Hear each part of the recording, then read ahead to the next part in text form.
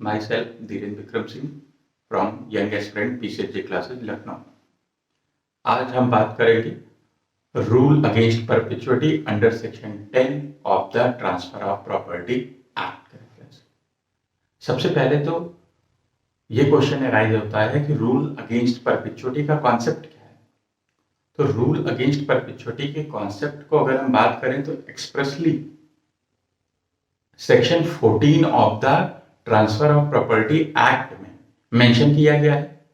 Rules against perpetuity के concept को समझने के लिए हमें सबसे पहले परपेचुइटी के मीनिंग को समझना होगा। और परपेचुइटी टर्म का मीन्स ये होता है कि किसी प्रॉपर्टी को किसी एक पर्सन के साथ, किसी एक फैमिली के साथ फॉर इनडेफिनिट टाइम पीरियड के लिए टाइट कर दिया जाना। दैट मीन्स कि एक प्रॉपर्टी एक पर्सन या एक फैमिली में इस तरह से वेस्ट कर दी जाए कि वो नॉन ट्रांसफरेबल हो जाए। और इसी के अगेंस्ट में जो रूल होता है कि प्रॉपर्टी की ट्रांसफरेबिलिटी के नेचर को रोका नहीं जा सकता है, प्रॉपर्टी ऑलवेज ट्रांसफरेबल होगी, यही कॉन्सेप्ट रूल अगेंस्ट परपेचुइटी कहलाता है। जैसा कि मैंने आपको बताया कि सेक्शन 14 में एक्सप्रेसली इसे मेंशन किया गया है। देन आफ्टर दैट अगर हम बात करें तो सेक्शन 14 के बाद section 10 of the Transfer of Property act में इसे इंप्लाइडली मेंशन किया गया है।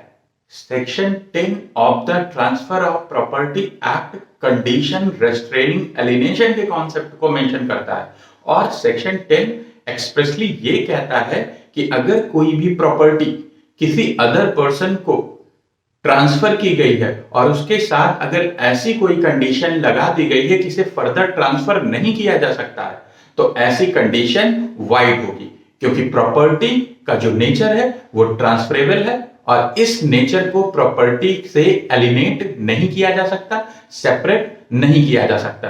तो ऐसी सिचुएशन में कोई भी ऐसी कंडीशन मेंशन करना कि प्रॉपर्टी जो ट्रांसफर की गई है उसे फर्दर ट्रांसफर नहीं किया जा सकता है, ये कंडीशन एक तरीके से वाइड होगी according to section 10 of the Transfer of Property act.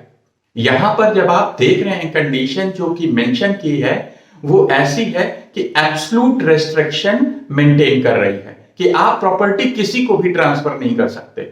और अगर एब्सोल्यूट रेस्ट्रिक्शन है तो ही सेक्शन 10 के अकॉर्डिंग ये कंडीशन वाइड होगी।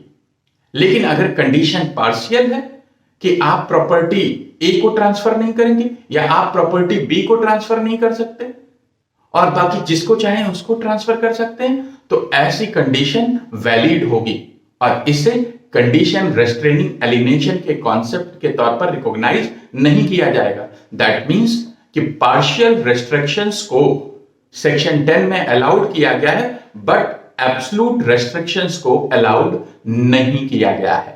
देन क्वेश्चन अराइज होता है कि क्या सेक्शन 10 में जो कॉन्सेप्ट मेंशन किया गया है क्या कोई उसका एक्सेप्शन भी है। सेक्शन 10 इटसेल्फ 2 एक्सेप्शंस को मेंशन करता है।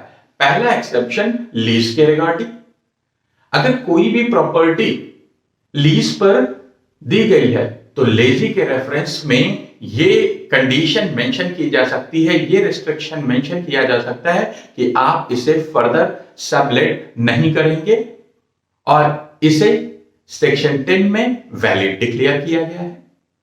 इसके साथ साथ अगर हम बात करें तो दूसरा एक्सेप्शन मैरिड वीमेन्स के रेफरेंस में है।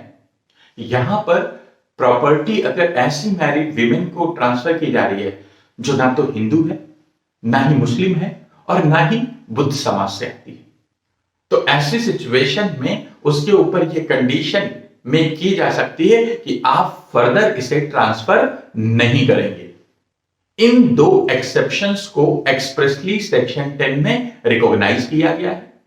देन आफ्टर दैट अगर हम बात करें तो जुडिशियल इंटरप्रिटेशन के थ्रू भी कुछ एक्सेप्शंस रिकॉग्नाइज किए गए हैं। जैसे कि अगर कोई प्रॉपर्टी गॉड के फेवर में ट्रांसफर की गई है तो उसे फर्दर के लिए नॉन ट्रांसफरेबल बनाया जा सकता है। इसी तरह से अगर हम बात करें किसी भी पब्लिक पर्पसेस के लिए, किसी भी एजुकेशनल पर्पसेस के लिए अगर कोई प्रॉपर्टी ट्रांसफर की गई है किसी इंस्टीट्यूट को ट्रांसफर की गई है, किसी पर्सन से एसोसिएट की गई है, तो उसे फॉर फ्यूचर के लिए नॉन ट्रांसफरेबल बनाया जा सकता है। इसके साथ साथ ही अगर हम बात करें तो वो सारे मैनर जिनके थ्रू प्रॉपर्टी ट्रांसफर की जाती है बट उनके रिलेशन में transfer of Property act applicable नहीं होता है, उन सभी तरीकों से अगर कोई प्रॉपर्टी ट्रांसफर की गई है और उसे फर्दर के लिए नॉन ट्रांसफरेबल बनाया गया है तो उसके रिलेशन में भी सेक्शन 10 एप्लीकेबल नहीं होगा। Thank you.